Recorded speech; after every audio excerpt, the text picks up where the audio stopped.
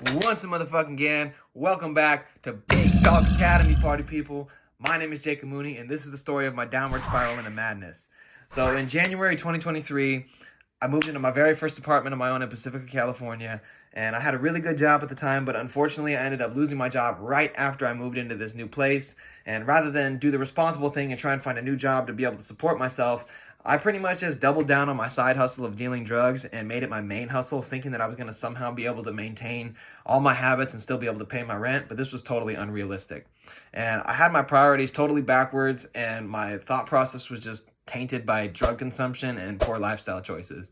Like, I prioritized maintaining my highs over everything else rather than trying to be responsible and build my life and maintain what I worked so hard to achieve. Now, once I lost my job, I pretty much fell right back into my old ways, and my weed and my drug consumption just continued to grow every day. A half to a whole ounce of weed, 6 to 9 Xanax bars, 2 grams of coke, and 2 ounces of lean. That was my average daily consumption. I would stay up for 2 days at a time, just maintaining my highs and hustling enough drugs to get the funds to be able to keep everything all going, and maintaining my high was my #1 priority.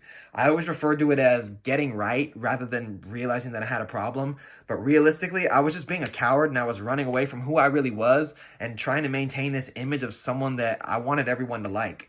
I was constantly numbing out the problems in my life and putting them on a back burner, thinking that I was going to somehow be able to figure them all out later.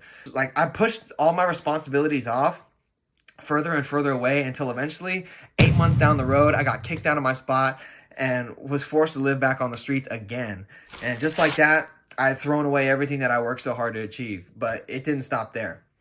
I continued on this downward spiral and nearly completely drained my funds and just maintained enough money to be able to flip it, re-up, and repeat the whole process over again. And it just became a never-ending cycle.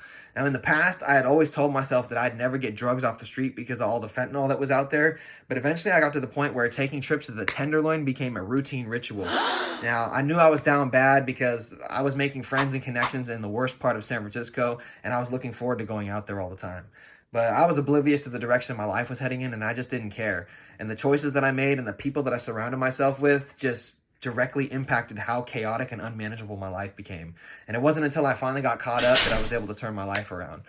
Now, if I was still been on the streets, I would eventually got something laced, and I wouldn't be sitting here talking to you right now. So, you know what, man? Stay out the streets. Don't do drugs. Choose your people wisely.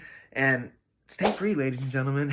So there you have it, y'all. That's a quick little summary of my personal descent into madness. Thank you so much for tuning in. As always, I appreciate the love and support. Like and subscribe to continue following the journey, and I'll see you on the next one, baby.